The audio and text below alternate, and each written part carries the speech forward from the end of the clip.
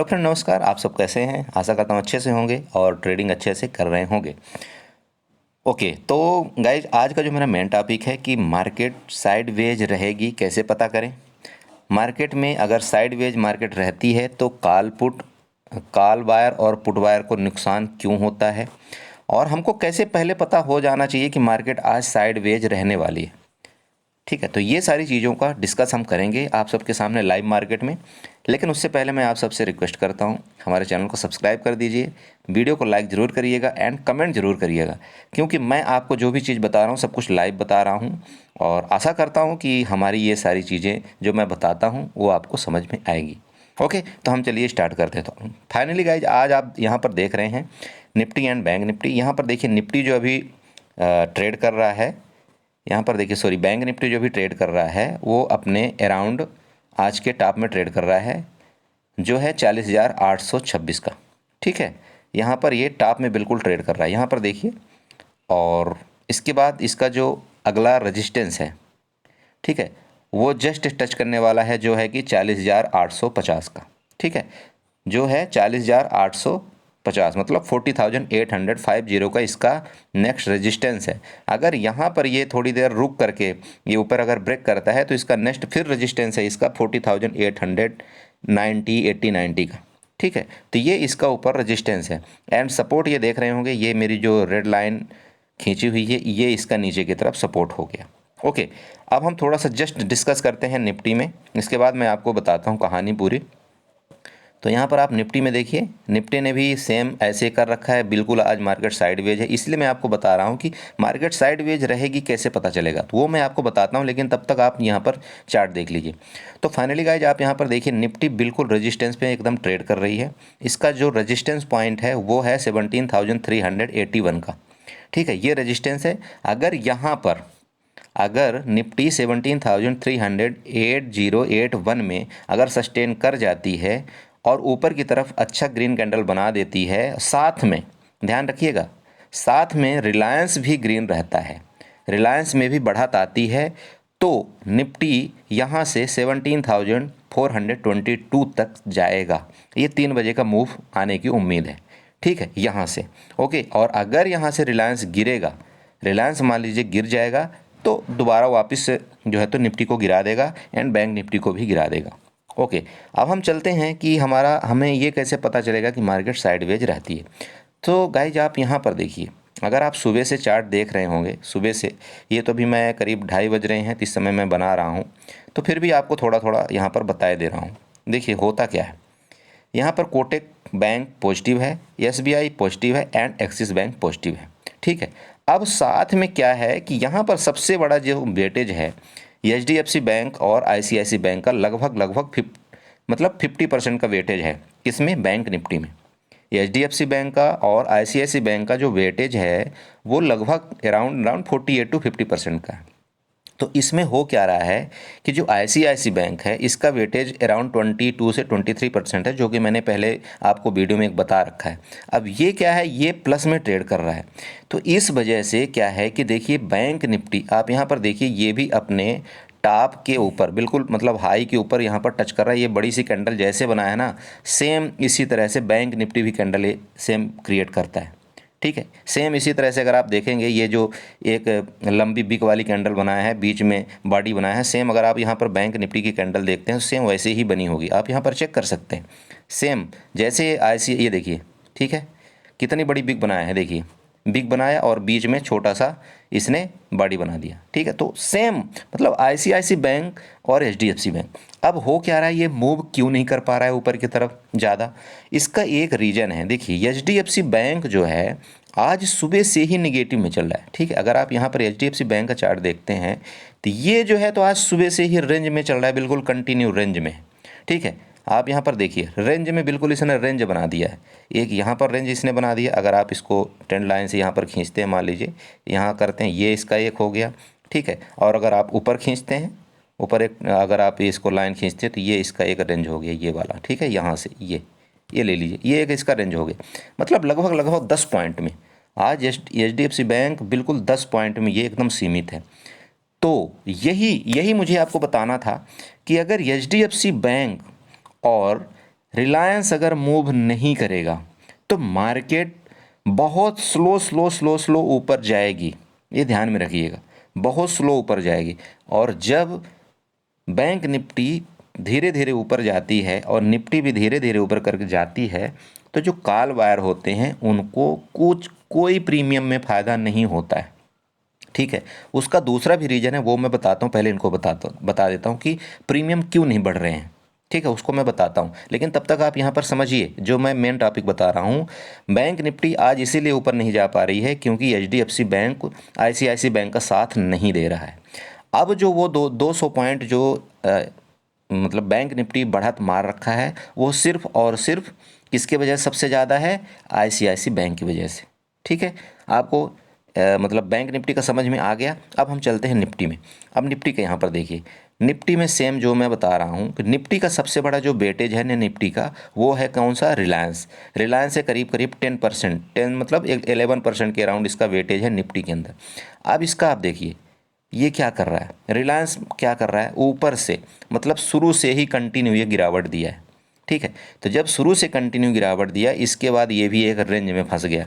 आप इसका अगर रेंज यहाँ पर मार्क आउट करना चाहते हैं, आप यहाँ पर इसका इस जगह से आप ये वाली कैंड यहाँ पर ये बिक ले लीजिए, इसको रेंज मार्क कर दीजिए। और नीचे की तरफ आप मार्क करना चाहते हैं तो आप इसको मार्क कर दीजिए, या इसको ले लीजिए ये वाला। ठीक है, तो सेम ये भी हो गया, ये लीजिए। अब ये भी क्या कर रहा है, यहीं पर बिल्कुल यहीं पर कंटिन्यू नाचे जा रहा है, नाचे जा रहा है, अप डाउन अप डाउन। आप देखिए कितनी छोटी छोटी कैंडल बना रहा है।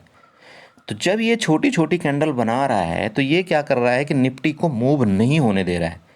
मतलब थोड़ा थोड़ा मूव होने से मतलब नहीं है, थोड़ा पता है क्यों, थोड़ा सा निफ्टी क्यों मूव कर रही है, उसका रीज़न है आईसीआईसी बैंक उसका साथ दे रहा है।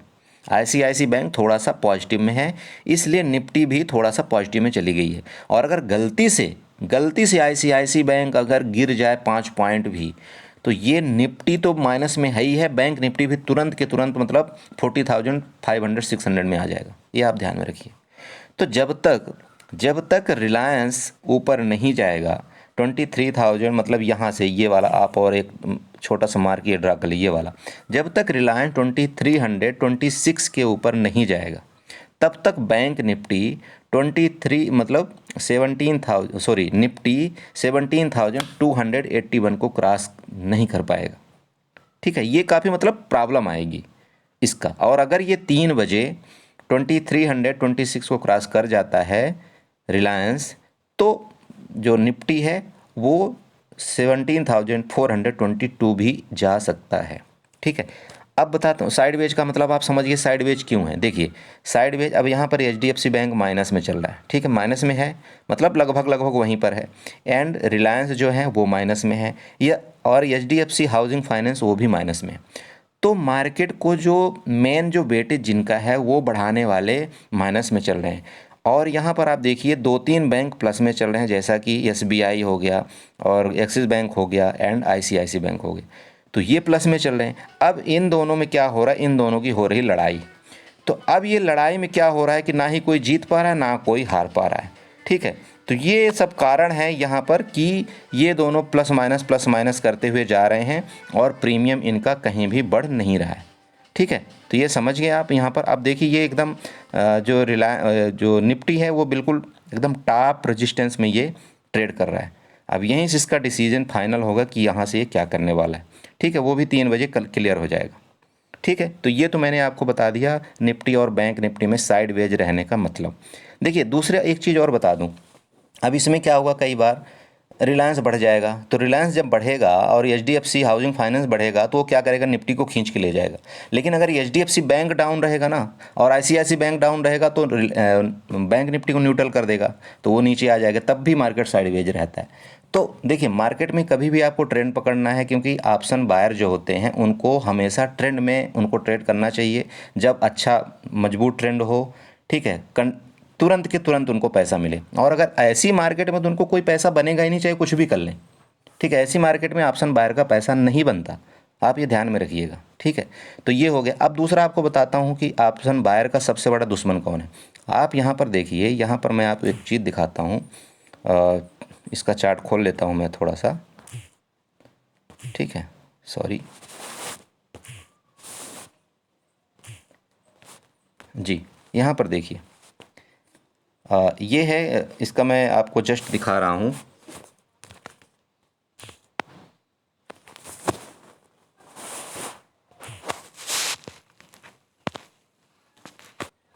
ओके, तो यहाँ पर आप देखिए जो इंडिया विक्स है, ठीक है, जो सबसे बड़ा दुश्मन होता है, जैसा मैं बताया कि कॉल और पुट बायर का जो सबसे बड़ा दुश्मन होता है वो विक्स होता है।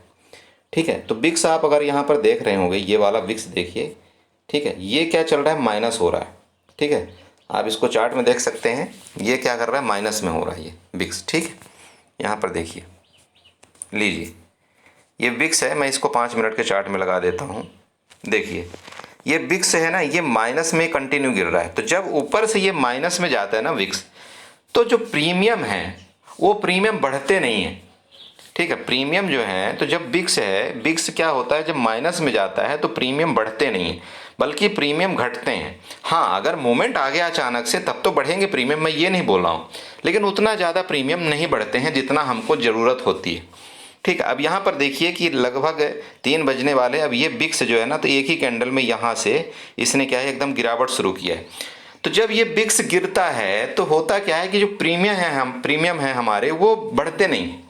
ठीक है, भले मार्केट हमारे डायरेक्शन में जा रहा होता है, अगर मान लीजिए मार्केट हमारे डायरेक्शन में एक कैंडल चला गया और विक्स गिर रहा है और वापस मार्केट अगर वापस आ गया, मान लीजिए आधा कैंडल भी, तो हमारा जो प्रीमियम जहां हमने बाई किया था वापस वहीं पर आ जाता है।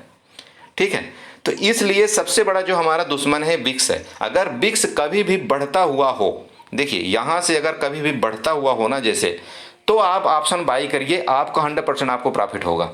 ठीक है, लेकिन अगर विक्स माइनस में हो, तो माइनस में क्या होता है कि मार्केट, जब विक्स माइनस होता है तो मार्केट ऊपर जाती है थोड़ा थोड़ा करके, लेकिन क्या होता है कि जो प्रीमियम होता है वो प्रीमियम नहीं बढ़ता है उस हिसाब से।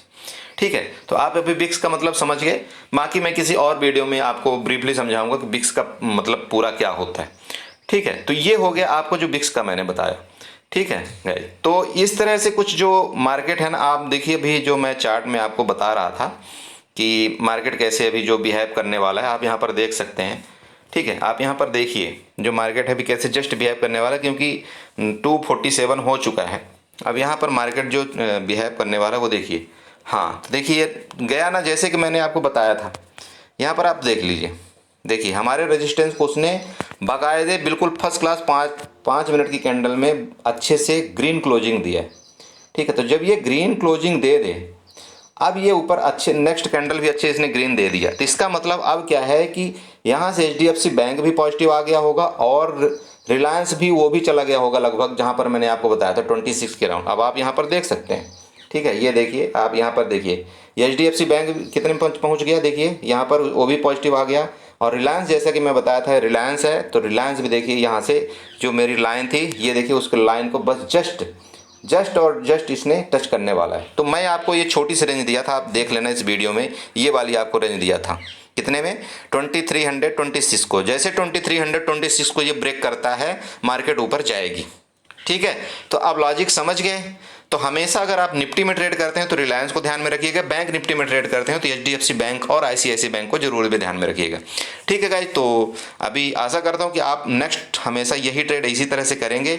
और यहाँ से मार्केट जैसे कि अब अगर इसने 2330 को भी क्रॉस कर दिया तो मार्केट यहाँ से एकदम शूट करेगी, ये ध्यान में रखिएगा। ठीक है, तो इस तरह से काम करिए कुछ, और बाकी कोई डाउट होता है तो आप कमेंट जरूर करिएगा। एंड दोबारा बोल रहा हूँ, चैनल को सब्सक्राइब जरूर करिएगा। Okay, thank you.